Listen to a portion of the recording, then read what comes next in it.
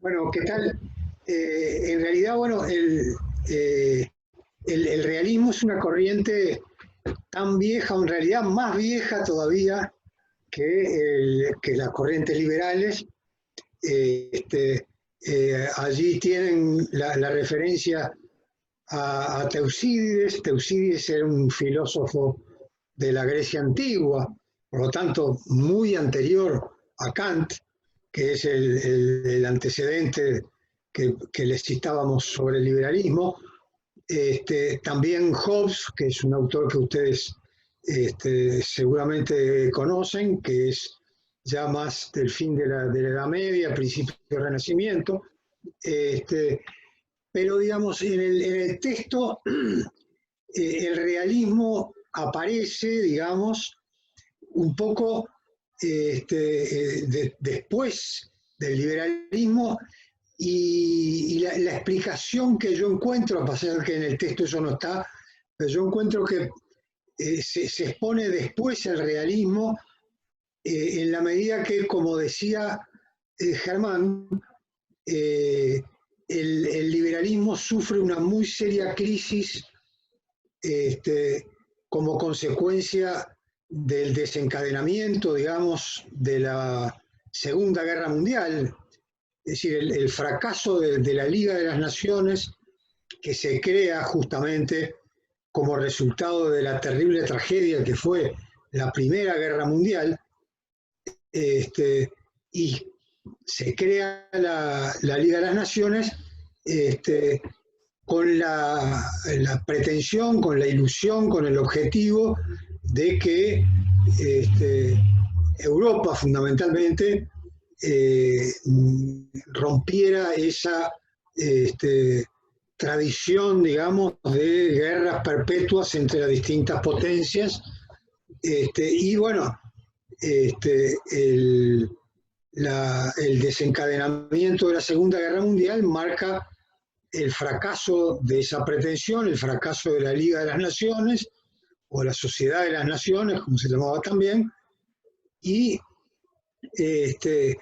entonces, desde el punto de vista de la teoría, si se quiere, y también de la práctica de las relaciones internacionales, es el momento, allí comienza el momento de gran auge de las corrientes realistas, digamos, ¿no? Que, sin embargo, como decía, tienen una prosapia muy, muy antigua que viene desde la época de, bueno, la Grecia antigua. Y obviamente, digamos, el realismo tiene, también es la corriente predominante, digamos, hegemónica durante toda la etapa de la Guerra Fría. ¿Cuáles son las grandes propuestas, digamos, del realismo? Casi que se podía hablar como de un espejo con el liberalismo, ¿no? Si, como Germán le decía, el liberalismo es una corriente de fuerte contenido normativo y que parte de una concepción del hombre y de las relaciones sociales de alguna manera optimista, ¿no? Respecto a que en cada uno de nosotros anidan un montón de buenos sentimientos que son los que nos mueven y por lo tanto animan a las relaciones sociales. El realismo es un poco todo lo contrario, ¿no? Parte de la base de que los individuos somos seres egoístas, que nos movemos en función de nuestros intereses personales, y que en función de esos intereses, si le tenemos que comer la cabeza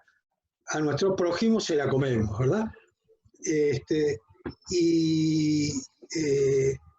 y entonces, bueno, el Estado o los estados, que son los actores centrales en las relaciones internacionales, sobre todo para el realismo, también para el liberalismo, pero más aún todavía para el realismo, se mueven como se mueven los individuos, y se mueven en función de sus intereses, y en un mundo en el cual predomina la anarquía, es decir, no hay ningún arreglo institucional que ordene las relaciones internacionales, y por lo tanto es un poco la idea hobbesiana, ¿no?, de Hobbes, el hombre lobo del hombre, y digamos, los estados tienen como objetivo en ese mundo, digamos, fortalecerse, reunir, aumentar su poder como forma de asegurar su sobrevivencia, ¿verdad? Es decir, evitar de que venga otro lobo, venga otro estado y se los coma, ¿verdad? Entonces, la propuesta, digamos, del realismo se apoya en esas ideas, ¿verdad? El Estado como principal actor, los estados que actúan en función de la acumulación de poder, y particularmente de poder militar, ¿verdad? Como forma de garantizar su subsistencia en tanto estados, y poder lograr los objetivos que sus gobiernos se establecen, ¿verdad? Y entonces las decisiones que toman los gobernantes de esos estados en esa realidad, o en una realidad concebida en esos términos, surgen de un cálculo costo-beneficio, del más puro realismo, justamente, y digamos, el vector que los mueve es la consecución, el logro del interés nacional, que es básicamente acumular poder para asegurar la subsistencia del Estado, tener más prestigio, lograr hegemonía, y por otra parte, maximizar el bienestar de la población. Pero digamos, eso ya como que sería, como se dice, harina de otro costal, lo del bienestar de la población, ¿verdad? Y Germán les hablaba de que el liberalismo tiene un contenido normativo muy fuerte. El realismo en realidad es una corriente, lo que se llama una corriente positivista, en el sentido de que no maneja conceptos normativos, no se basa en aquello que está bien o aquello que está mal, sino que simplemente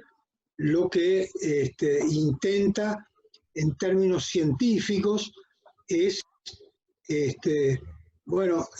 describir una realidad, ¿verdad? Y parte también de la base, es el último punto que está en el punteo, de que la ética, digamos, a partir de la cual se rigen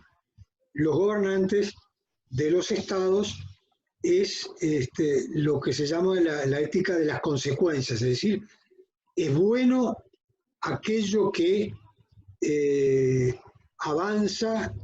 el interés nacional definido por los gobernantes, es decir, aquello que acrecienta el poder, la capacidad militar del Estado, eso es bueno,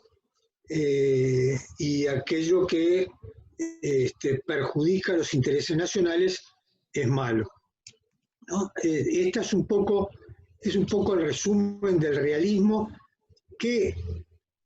durante la Guerra Fría tuvo una especie de reformulación, una nueva versión, el autor que desarrolló esta propuesta, que se conoce como el neorrealismo, porque es una renovación del realismo clásico, lo que buscó fue desarrollar algunos preceptos, una teoría con carácter, con capacidad no solo de explicación, sino de predicción del futuro, ¿verdad? Es una teoría, lo que se llama estructuralista, es decir, que explica el comportamiento de los estados, que son, por ser una teoría realista, son los principales actores en las relaciones internacionales. Está determinado el comportamiento de los estados por las características que adopta el sistema internacional, por la distribución del poder en el sistema internacional. Ya dijimos, el neorrealismo surge en plena Guerra Fría y demostró ser, digamos, una teoría pragmáticamente útil, digamos, que sirvió para explicar y predecir en alguna medida, hasta cierto punto, el comportamiento de los estados en la Guerra Fría, que se caracterizó por una determinada distribución del poder. Es decir, un mundo en el cual existían dos grandes potencias, Estados Unidos y la Unión Soviética, que competían por el poder, que competían por la hegemonía en el mundo, y la teoría de Walsh, el neorrealismo, digamos, se construyó para explicar cómo esas potencias se comportaban y cómo se comportaban los estados en ese mundo caracterizado por esa distribución del poder. Los estados son, para Walsh, lo que se llama actores racionales unificados, es decir, es como, digamos, como que fueran, un estado es como un individuo, un ser, una entidad racional, y además unificada, es decir, que lo que determina el comportamiento de un Estado es su gobierno, su presidente, su ministro de Relaciones Exteriores, no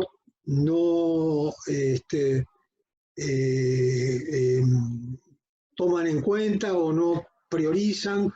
o no se refieren demasiado a que en realidad en los estados hay distintos intereses. Ellos más bien se focalizan en la cuestión de los estados como actores racionales unificados, ¿verdad? Y la idea de que obviamente buscan su seguridad, buscan su supervivencia y para eso acrecentar su poder. Y allí aparece la dualidad entre una estructura internacional anárquica, sin gobierno, sin ley, sin orden, sin regulación, y una estructura doméstica, jerárquica, ordenada, reglada por normas, por leyes, como dos realidades contrapuestas. Y entonces las relaciones y las interacciones entre los estados son el resultado de, como les decía, de las capacidades que esos estados tienen. Si son estados, digamos, dominantes, hegemónicos, si son grandes potencias, si son potencias medias, si son pequeños estados, cada uno se va a mover y va a interactuar con sus colegas, los otros estados, en función de esas capacidades y de esa ubicación en las relaciones de poder en el mundo, ¿no? Así que esto sería el neorrealismo que, como ustedes se imaginarán, también entró en crisis cuando fue incapaz de predecir el fin de la Guerra Fría. Es decir, el neorrealismo era supuestamente una teoría científica que, sin embargo, y que por lo tanto debía tener capacidad de explicación y de predicción, y sin embargo no fue capaz de predecir un evento tan importante como el fin de la Guerra Fría, ¿verdad?